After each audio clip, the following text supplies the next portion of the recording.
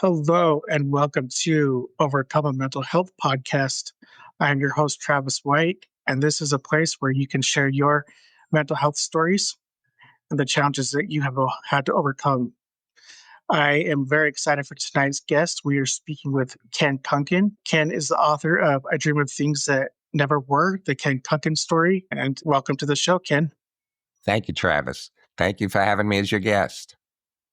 The pleasure is all mine. And I'm just going to turn the time right over to you to tell us about your journey. Let's jump right into it. Okay, well, I think the best place to start would be to take your listeners back to 1970, because at that time, I was a fairly typical 20-year-old college student at Cornell University. I mean, there was nothing different about me than there appeared to be about any other student. I worked hard in school, and I loved sports. I was a member of a fraternity, and I had a lot of good friends. And like most 20-year-olds, I dreamed of leading a useful, productive, rewarding, and happy life. But my life changed dramatically on October 31st, 1970. On that day, I broke my neck and severely damaged my spinal cord, making a tackle on a kickoff in a lightweight football game against Columbia University. And in an instant, I lost all movement below my shoulders, and I lost virtually all sensation just a couple of inches below my shoulders. So I have almost no sensation to the most of my body. I now, after a lengthy period of hospitalization and rehabilitation, can move my left arm a bit, although I can't move my fingers or my wrist. And on the right side of my body, I can just shrug my shoulder a bit. So I spent the next 9 months and 20 days in various hospitals and rehabilitation centers.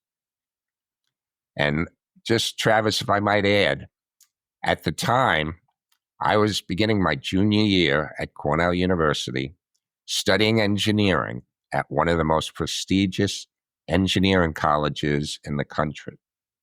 While I was in the rehab center, I got a hold of a pamphlet that the Rehab Institute put out, and they talked a bit about what somebody in my condition, somebody with a spinal cord injury who was hurt between the fourth and fifth cervicals in the neck, may eventually be able to do work-wise. And the only thing I saw in that book for somebody injured to my extent would be to someday sell magazine subscriptions over the telephone. And I was devastated by that. Here I had a physical injury, not an intellectual disability, nothing to affect my emotional state. And suddenly the best the medical professionals seemed to think that I would ever be able to do would be to sell magazine subscriptions over the telephone. And I was devastated. Well, I'm sure you were, but look at you now, and your academic background is excellent. And you, the one thing that I can pick out is you proved that those medical professionals completely wrong and went I above sure and did. beyond. And I take a lot of pride in that accomplishment. You deserve to take a lot of pride. I would too. I love it. But thinking back to your accident, what was going through your mind on those early days, in those early days after the accident? Like, where was your headspace, to be exact? You know, it was incredibly frustrating. At that time, not many people knew a lot about spinal cord injuries, at least in the public's perspective. I mean, this was about 20 years before Christopher Reeve was injured. Now, Christopher Reeve was a tremendous spokesman for people with disabilities, and particularly people with spinal cord injuries. And he shed a lot of awareness on the topic. But at the time, not many lay people knew much about spinal cord injuries. I certainly didn't. And the medical professionals seemed reluctant to tell me more about my condition. They seemed to be hesitant to answer any of my questions or to really let me know what was going on. And it was incredibly frustrating. And here I was, I lost virtually all movement through my body, and yet my mind was still intact. And I became incredibly depressed. And quite frankly, if I had the option, I probably would have chosen to have lost my mind and not had to go through experiencing what it was like to be facing this devastating illness, knowing that I may never be able to move again, and basically just, be relying on other people's help, and in essence, only having my head intact and the rest of my body essentially dead. Yeah, and that's it. I can speak to a little bit, but not near as much as what you would be going through. But when you have to start becoming dependent on other people in honestly any sort of way, it's very difficult thing to go through. It was incredibly difficult. In fact, it's still difficult more than 50 years later.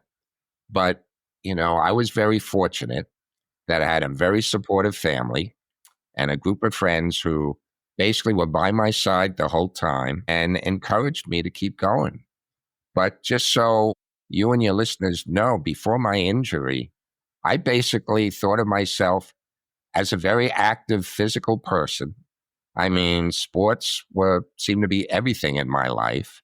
And if I was asked to describe myself, I always would have talked about what I was doing physically first before I would say, and by the way, I was also a pretty decent student as well. That seemed to come last in my thinking.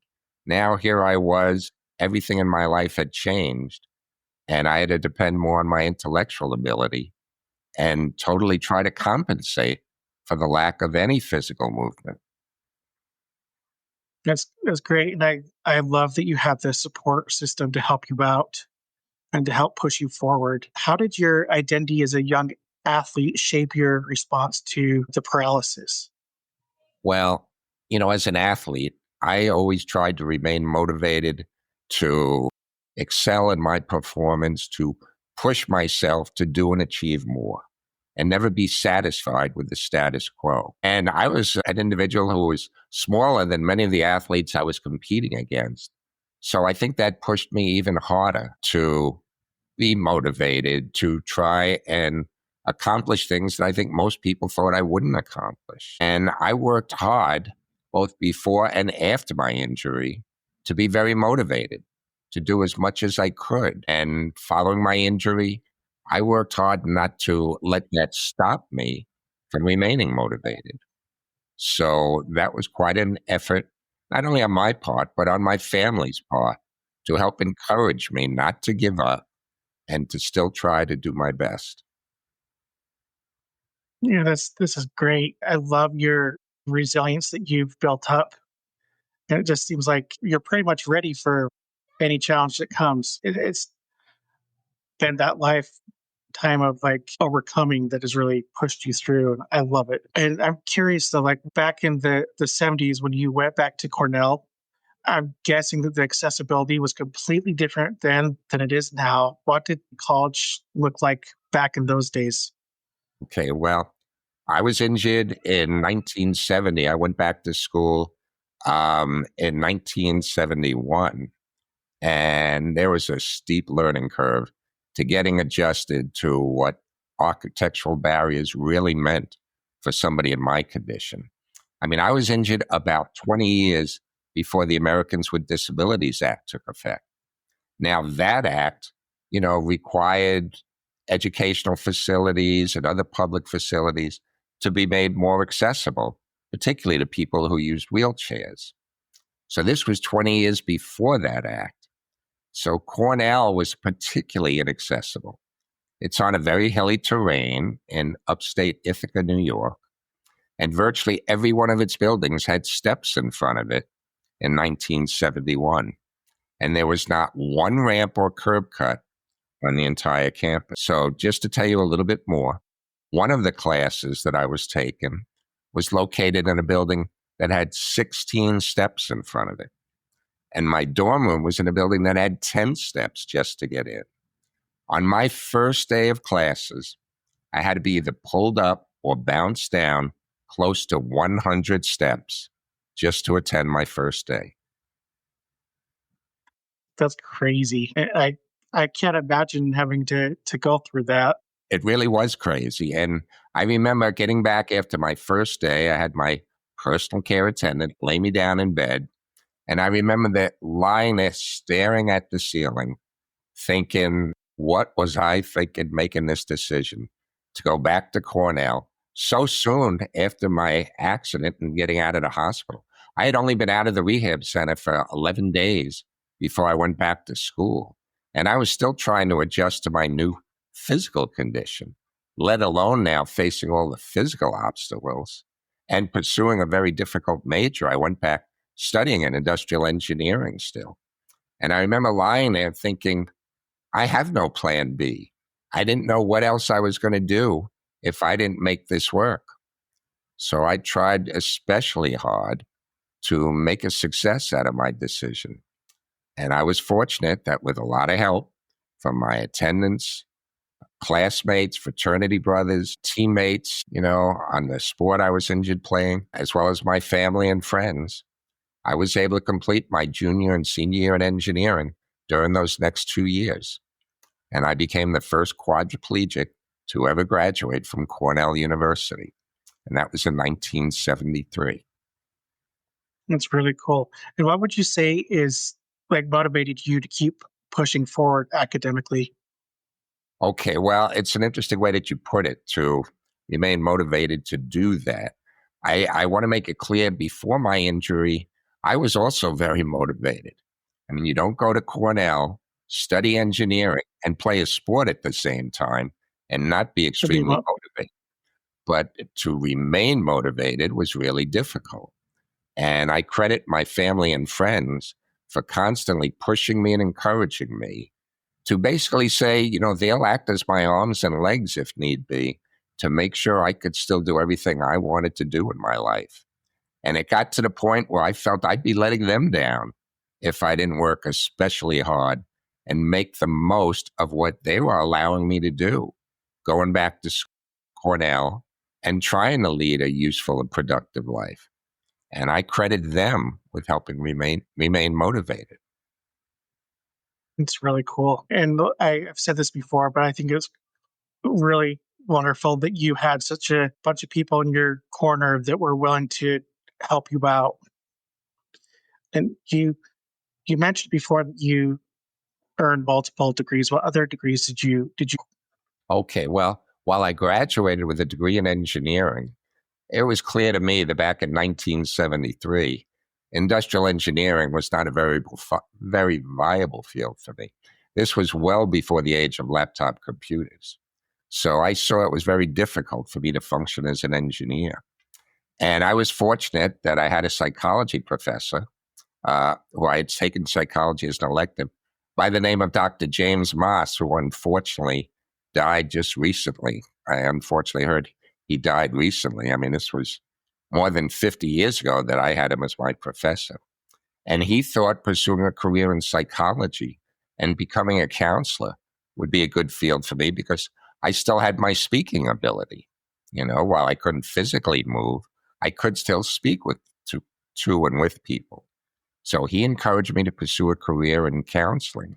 And I did that. And I remained at Cornell, and I earned a Master of Arts degree where I majored in counseling and student personnel administration. And I became the first quadriplegic to earn a graduate degree from Cornell as well.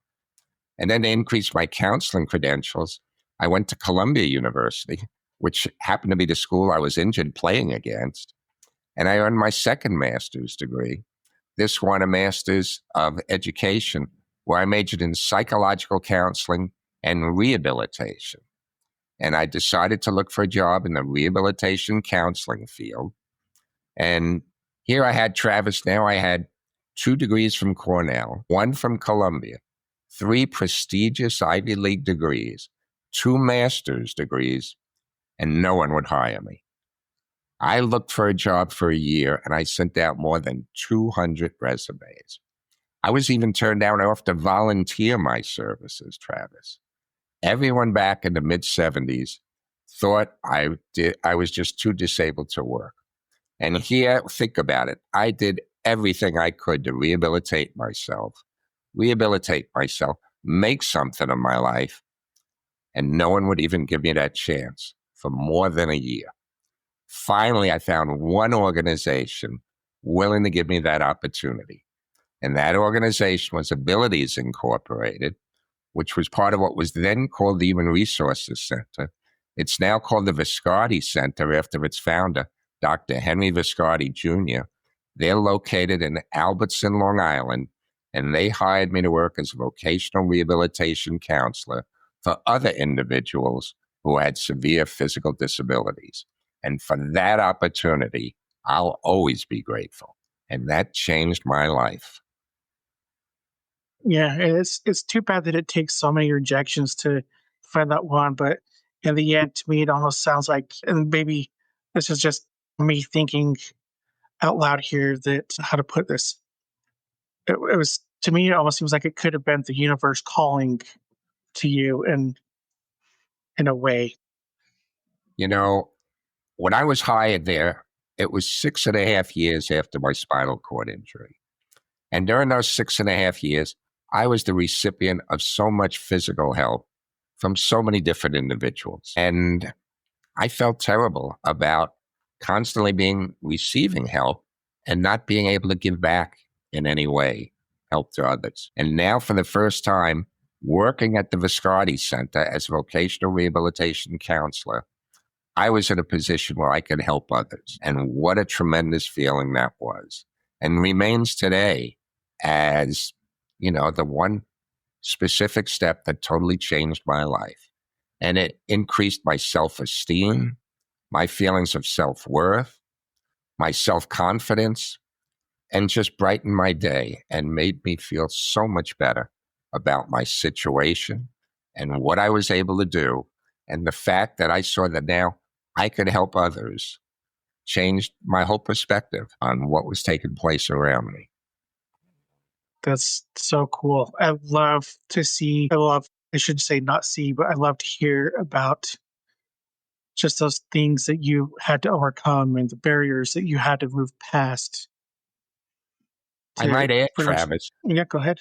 that while I was working as a counselor to other individuals who had severe physical disabilities, I was actually more severely limited physically than all of the people I was counseling. And as a result, I feel that it was helping motivate the people I was counseling to see that if with my disability, I could still go out, complete my education, and work at a very responsible position. I think it encouraged others to try and do the same. And that made me feel better as well about what I was trying to achieve and hopefully was achieving in that job. Fantastic. It's I love talking about this stuff.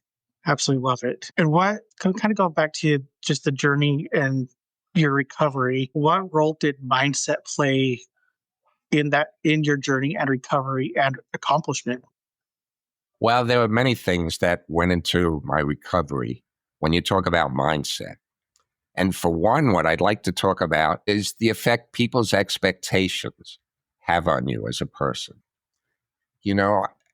It seemed that there was such limited expectations for what I would ever be able to do that I was fortunate that my family kept me motivated to do more than what the medical professionals seemed to be expecting of me. I mean, many of the people that I met in a rehab facility who had been hurt far longer than I had been didn't seem to be doing much with their lives. And I believe a lot of that was attributed to the fact that they weren't encouraged or expected to do more or something productive. As for me, I thought there was more that I could do than just sell magazine subscriptions over the telephone. And thanks to a vocational counselor at the Rusk Institute by the name of Joyce Mesh, she encouraged me to go back to school and continue my education. And with that encouragement, I decided to do that. And I went back to school, completed my degree, and then my master's degrees, and felt that there should still be a lot somebody with a disability could do.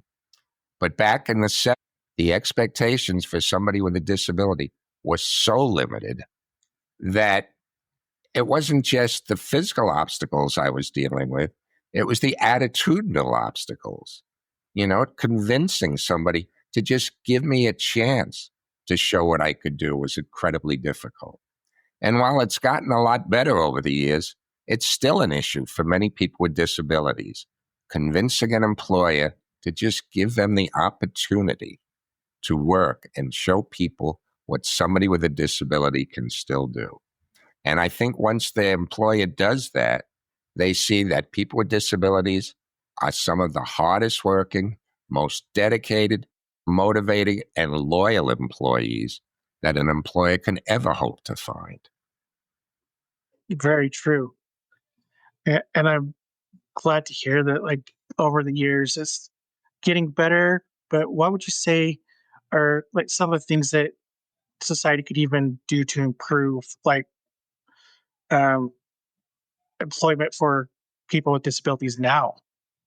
Well, one of the things would be taking away the disincentives for going back to work. And by that, I mean that there are many people that are dependent on public benefits such as Medicaid to allow them to have the resources to pay for a personal care aid or transportation to get to and from a job to enable them to go back to work or to even start work for the first time. And one of the disincentives is if you go to work and start earning money, you may lose your Medicaid benefits and lose the attendant care that you're dependent on.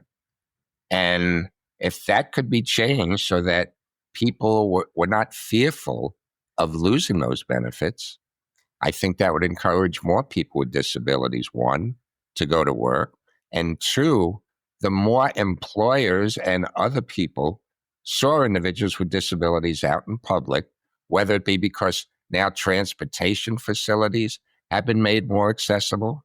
I mean, now I could ride on most public buses or take a railroad, a train, or a subway. That changes a lot of a person's ability to get to and from a job, but it also changes people's perceptions when they see people out in public, riding public transportations, eating at restaurants, going to movie theaters or Broadway shows. You're less afraid of somebody who looks different than you or acts different than you. And you become more accepting. It's more commonplace. And you don't think twice now about sitting next to somebody at a job who may have a disability, right? Or hiring somebody who may go about performing certain tasks a little different than you might have done it. It makes a huge difference. So I think those are some of the things that can be done. Excellent, really good stuff. And I can see exactly where it come from. You brought up all really good points. You said that you just mentioned too that you were talking to going back and getting more schooling. What other schooling did you do? Okay, well, I loved my job as a vocational rehabilitation counselor. As I indicated, that really changed my life. And the longer I worked there, my duties kept expanding and increasing. And one of my responsibilities was to speak before groups and organizations concerning affirmative action and non-discrimination for people with disabilities. And I often spoke before groups and organizations. And following my talks, I would be asked questions. And while I would do my best to respond appropriately, I was always careful to caution the questioners they should really consult with a lawyer about their concerns. And Travis, I guess it didn't take long before I started to think, there's no reason why I couldn't become that lawyer. I had an older brother who was actually a lawyer at the time. His name is Stephen, and he worked in criminal law as defense attorney. And I'd watch him in court, and I thought that was something I could do because it relied more on my speaking ability. And here, speaking at these conferences, when I was recommending that people speak to a lawyer about their concerns, I thought I ought to learn more about the law. So I left my job and I went to Hofstra University School of Law and I became a lawyer. And after my second year of law school, through my brother's recommendation, I did an internship at the Nassau County District Attorney's Office. And not only did I love that experience, I found a new way that I could help people and serve the community as a whole. So after my third year of law, at the beginning of my third year of law school, I applied for a full-time position with the district attorney's office. And I was very fortunate that the district attorney at the time, a fellow by the name of Dennis Dillon, based his hiring decision on my abilities rather than my disability. And he hired me. And I might add, Travis, at that time, I didn't know of another quadriplegic who was a trial attorney, or let alone an assistant district attorney. I mean, there may have been some, but I had never heard about it. And on Long Island, I know there weren't any at that time. But Dennis Dillon, as I said, based his hiring decision on my abilities rather than my disability. And he gave me that opportunity. And as a result, I'll always be grateful to him as well. And I worked at the district attorney's office for more than 40 years. Well, this is awesome. I love how you just set your mind to something. You're like, you know what? I can do that. All right. And not only did I do it, I was promoted a number of times in my job where I eventually became a supervisor. I became one of our deputy bureau chiefs, where I was then helping supervise more than 25 other assistant district attorneys. That's so cool. It seems like a very just you've been through some demanding careers in your lifetime. How do you balance family with such demanding career? Yeah, that's a really interesting question. And that started early on, where I basically made up my mind shortly after my injury that I was going to do my best not to let my injury prevent me from doing all the other things that I wanted to do in my life had I not been injured. And one of those things was dating. And as you might expect, dating when you're a quadriplegic and trying to impress a woman when you're almost totally paralyzed poses its own unique set of challenges. So that took me a while.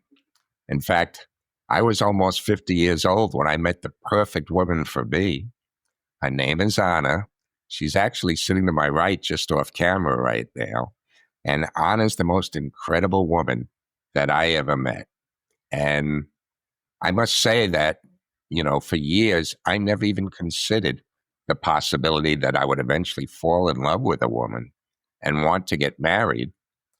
But getting to know Anna and dating her changed my whole perspective on that as well. And in 2003, Anna and I were married. So it was such an incredible event, Travis. It changed my life, marrying this woman. And when I married Anna, she told me that she wanted to have my baby. And not just a baby, my baby. She said she wanted to see a little Kunken running around our home. Now, this really seemed impossible. But through Anna's encouragement, I decided we would pursue it. And we looked into various options, including in vitro fertilization. And I was amazed and shocked to find it still may be possible for someone in my condition to father a child. So we pursued in vitro fertilization. And through what I would describe as the miracle of science, Anna became pregnant. And Travis, on January 24th, 2005, I was present in the delivery room. Think about this. I was present in the delivery room when my wife, Anna, gave birth to triplets. We have 3 incredibly beautiful, healthy sons who are incredibly bright, incredibly motivated, who have just completed their sophomore years in 3 separate colleges in upstate New York, and they brighten my life every single day. That's incredible. And I can tell just by talking with you that you have a wonderful wife. I sure do. I am so fortunate that I have a wonderful family life that includes not just being married, but it includes fatherhood. We live in a wonderful ranch house here on Long Island. We're active in many different activities, and I have a wonderful personal life, as well as I had a wonderful professional life. I actually retired last year, and I look back on it, I think I was very fortunate with all I was able to do in my life, thanks to the encouragement, support, and help from an incredible group of family, friends, and classmates, strangers, just about everybody I met have helped me every step of the way. And I'll always be grateful for that. I'm Right. also proud to say that I am active and involved in the Viscardi Center, where they gave me that opportunity to work, now on their board of directors. And I'm thrilled to still be active with that organization. And to show you how involved my family was in helping me along the way, it's actually my cousin Roy Danis now that became so involved. He's actually chairman of the board of directors at the Viscardi Center right now. I love it all. And it's over the years. So I've mentioned this before, you built up such a resilience in everything that you do. What lessons have you tried to pass on to your sons about resilience? Well, a number one, obviously, is never quit, you know, always strive to do the best you can do. But it's so important to try and maintain a positive attitude. Having a positive attitude about things helps you in so many ways. And it also encourages other people to want to be around you and want to help you if you need that further assistance. You know, when they see how hard you're trying to be productive and make something of your life, it makes everybody want to join in and help you. And, you know, to do your best not to stress about things you cannot change. You know, you need to think more positively about things you can still do. And, you know, I think part of my message is while you cannot always control what happens to you, you can control how you react to what happens to you. And that makes a big difference. Well, I would say that's a huge difference. And I can highly relate to what you just said, having a positive attitude. It's something that I've been working on changing myself over the past year with some stuff that I've been going through. Because my wife will tell everyone I'm pessimistic. It's just one of my characteristics. So I've had to overcome that, I think more positively, and it does. It gets you a lot further in life to have that mindset. Travis, I can wake up every morning and decide, am I going to have a bad day or a good day?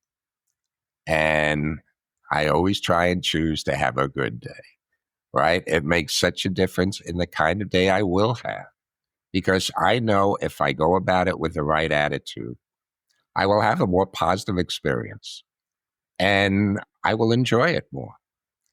Whatever's taken place that day, if I look on the bright side. Awesome. Keep Tell the listeners, build up that positive attitude and keep at it. So I'd love to dive into your book here. What inspired you to share your story in I Dream of Things That Never Were? Okay, well, let me tell you a little bit about how I came up with that title. Okay. While I was still a patient at the Rusk Institute, approximately 6 months after my injury, I was asked to testify before a United States Senate Health Subcommittee chaired by Senator Edward Kennedy. And 8 days after my testimony, Senator Kennedy sent me a glass paperweight in the mail that had an inscription on it that the senator said his late brother Robert Kennedy liked very much. In fact, the inscription had a quotation on it that Robert Kennedy used to finish most of his talks by saying this quotation. And the quotation is, "Some men see things as they are and say why. I dream of things that never were and say why not." And that's where I got the title of my book, I Dream of Things That Never Were. And while I was still a patient in a rehab facility, a friend of my Aunt Lorraine's by the name of Albert Meglin came and visited me in the center and knew I was very depressed and knew that most people didn't know much about spinal cord injuries or what the rehabilitation process was like.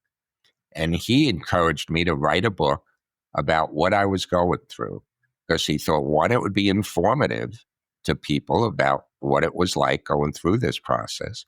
And two, maybe it would help me deal with my disabilities to be able to express what I was going through. So he used to come and visit me at the center once a week and ask me to describe what it was like and what I was going through. And we kept that up for, a few months until I returned to school. And then when I would be back on vacations, I would meet with him again and dictate some more. And then when I was on my own and, no longer meeting with him, I tried even to do some typing by myself.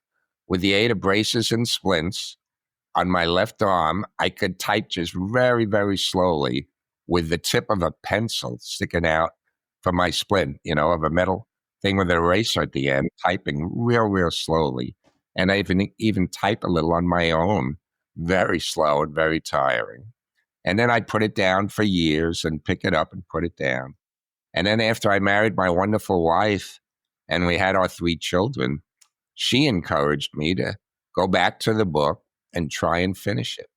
And with her help, she would sit by her laptop computer and I would dictate to her.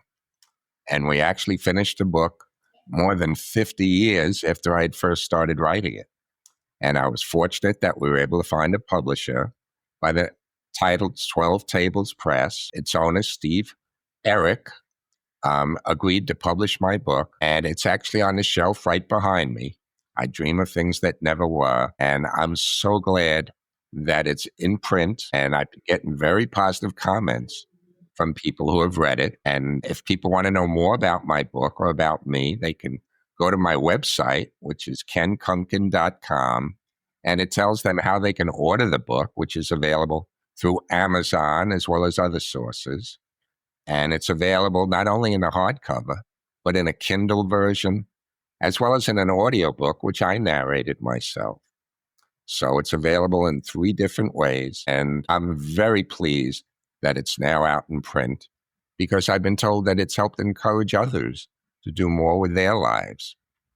And when people face challenges and are trying to overcome adversity, it's nice to know that you're not alone, that other people have done this, faced these challenges, and be able to know it's been done before.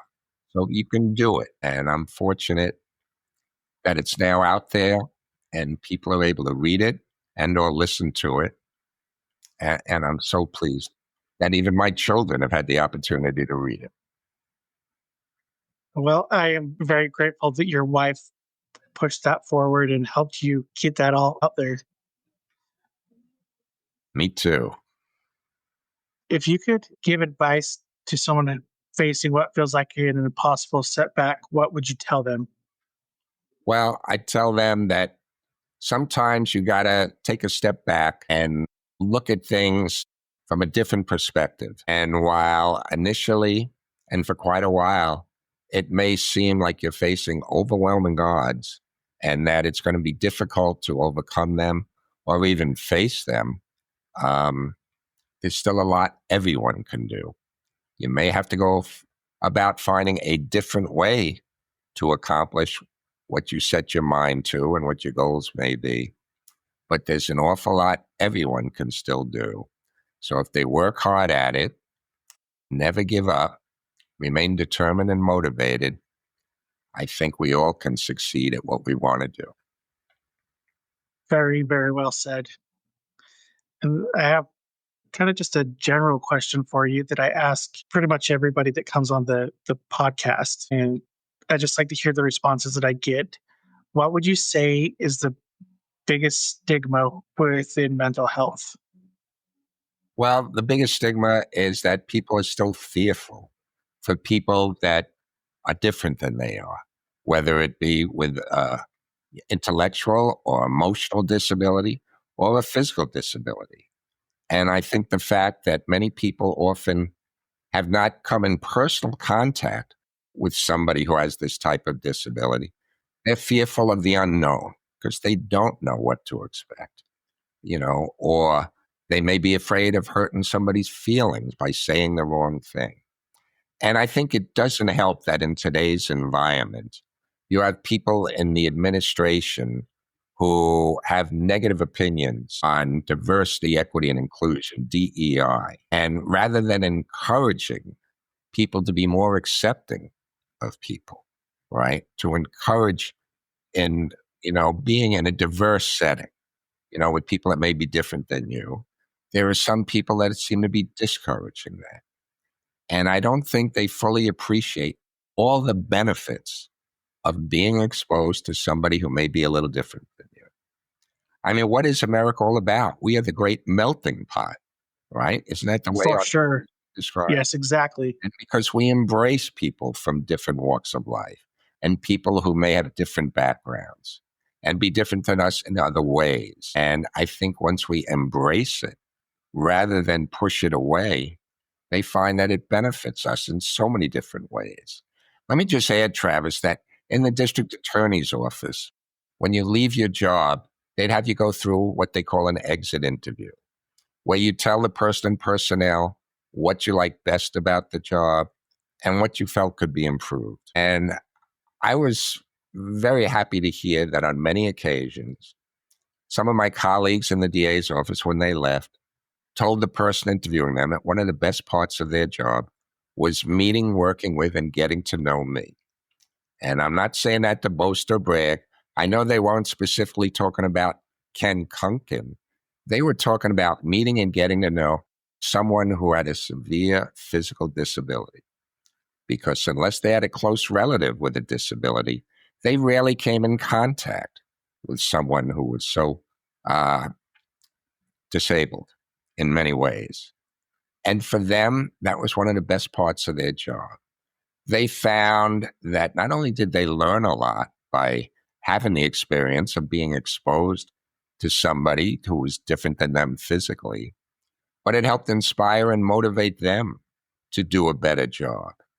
And I think the more people meet somebody with a disability, whether it be physical or intellectual or emotional, a mental health disability as well, and they see how hard people with different disabilities and different issues that they have to face work to overcome them, I think that inspires everyone to do more with what opportunities they've been given. And I think it's so important for people to embrace that opportunity when you have it and not to discourage DEI, but to embrace and encourage it. I might add that I was fortunate that while I worked at the district attorney's office, the court officers decided to give me an award as the outstanding assistant district attorney one year. And they gave me that award because they were recognizing the effect it had on them and other court personnel to have someone working alongside them who had a severe physical disability. And 2 years ago, the current district attorney, a woman by the name of Ann Donnelly, established an annual award in the district attorney's office. It's the only award they give on an annual basis that she named the Kenneth J. Kunken Award. They named it after me to recognize the outstanding assistant district attorney each year who best demonstrated the work ethic, had the respect of his or her colleagues, and the loyalty and devotion to the office as the man in the wheelchair, right? They wanted to recognize that, and I'm so proud that they find this to be a positive, to work with somebody who has either the physical, intellectual, or emotional disability that helps others around them do more in their job or at a school setting than most people seem to know actually happens if they're not exposed to that person. That's so cool. I love hearing that you inspired so many people to think differently and push themselves. I remember back when I was in eighth grade, I got chosen to kind of be an aide for this sixth grader who was in a wheelchair for something he was born with. I can't exactly remember what it was, but I still to this day remember how he inspired me to be a better person as well. And one, I'm glad to hear it, but two, I'm not surprised to hear it. I think that's so many people's reaction. And to give more people the opportunity to come in contact in any way, shape, or form with somebody who's different than they are is a good thing. And it helps so many people. Yeah, for sure. I really admire just your ability to inspire people and your resilience. Have kind of just two basic follow-up questions here. You mentioned your website. Is there anywhere else that people can find you? Well, the website is kenkunken.com. They can also email me at ken.kunken@gmail.com. They can go on my website. Um, my wife has me on Facebook. And if they Google me, they'll see that there are a number of articles about either things that I have done or will be doing that, you know, would be another way that they can keep in touch with me. So thank you. And I can put all those links in show notes as well. And last thing is there anything that we have not discussed that you would like to bring up? Well, as I indicated before, it's so important to keep our expectations high for somebody who may be a little different than them, whether it be a physical disability, a mental or intellectual disability, that it's important to keep your expectations high because people's performance often rises and falls based upon what others expect of them. So it's so important to keep those expectations high for others as well as for yourself. But I also think that helping others is such an important aspect of everyone's lives. I can't emphasize enough how much it helped me when I was in a position where I could finally give back and help others. And others have said the same thing. It makes them feel better about themselves, better about their community and the people they come in contact with. And I think it inspires us all when they see that we work together as a group to help other individuals so that we all achieve. I love it. Thank you so much for coming on the show today, Ken. You're an inspiration to me and to many others. And I really admire your resilience and your ability to overcome and face any challenges that's thrown your direction. Thank you, Travis. I appreciate it. And I just would like to say one more time, I had a lot of help to be able to do what I've been able to do. For that, I'll always be grateful. But I think the people that have offered me that help will say that it has helped them as well to be in a position where they could give of themselves and help somebody else do more with their lives. It helps everyone when you do that. Thanks again. And thank you to the listeners. Thanks for joining in on this episode. If you like what you hear, please give us a rating and review on any platform. It really helps us out. Also, follow us on Instagram, YouTube, and Facebook, and share our stuff and like it and help us get the word out about this podcast is very helpful. And we're grateful for you take the time out of your day to listen. Thanks again. Until next time.